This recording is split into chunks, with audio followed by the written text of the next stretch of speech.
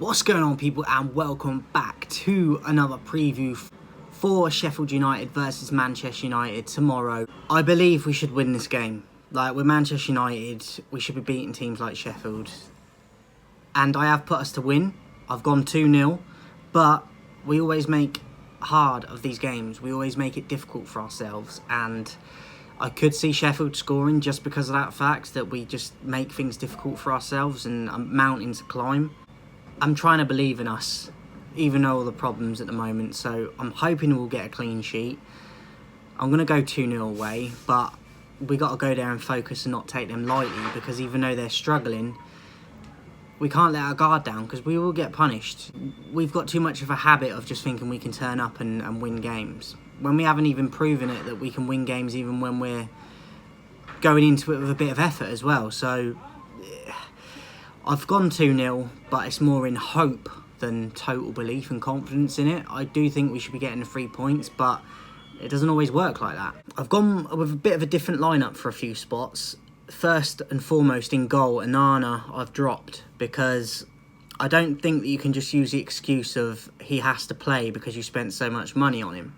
If he ain't performing, he should be dropped.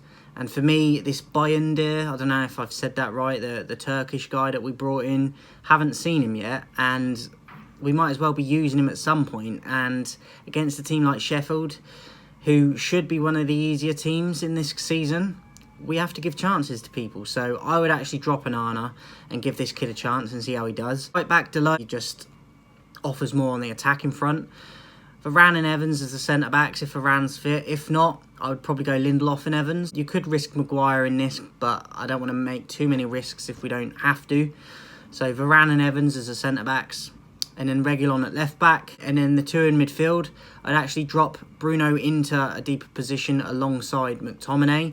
And obviously McTominay is probably going to have to play that holding role more than Bruno, and he's not great at it. We've seen that for years now, but with Casemiro, if he's going to be rested and he's not with the team, you could put Amrabat there, but I feel like, again, we should be able to beat a team like Sheffield, even if we don't have our strongest players in their strongest positions at times. So McTominay obviously gets the 2 goals against Brentford.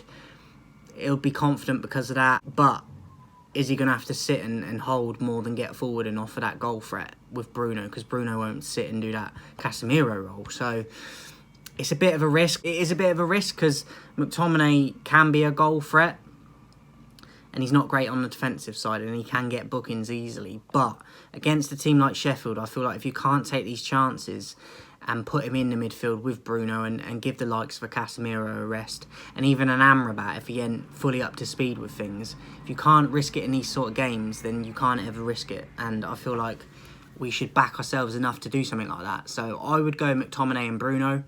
And then on the right, I'd go Pelistri, Mount at number 10, Garnacho on the left, and I'd go Højlund up top. I believe Rashford will start. I believe that Anthony will start, and I believe that Onana will start. But this is my team. This is the changes I would make. Hopefully Højlund can get a goal or two just to increase his confidence going into games after this one. And hopefully the likes of a Mount can play and get a goal and boost his confidence, because I feel like these players need it. Garnacho is always a threat and should always be starting for me. So even if they start Rashford, put Garnacho either on the right or keep him on the left and put Rashford on the right. But I feel like Garnacho must play. But he hasn't been for a while, even when I've been thinking this anyway. So it's going to be interesting. But I do feel like regardless of what team we put out, we should be getting 3 points in this against Sheffield. So I'm going 2-0 away. That's it for the preview, guys. Enjoy the football starting tomorrow. I'll be back with a post-match recap after the game, but it will be on Sunday with the player ratings as well. Look out for that dropping on Sunday. Enjoy the football. Have a good weekend. In a bit.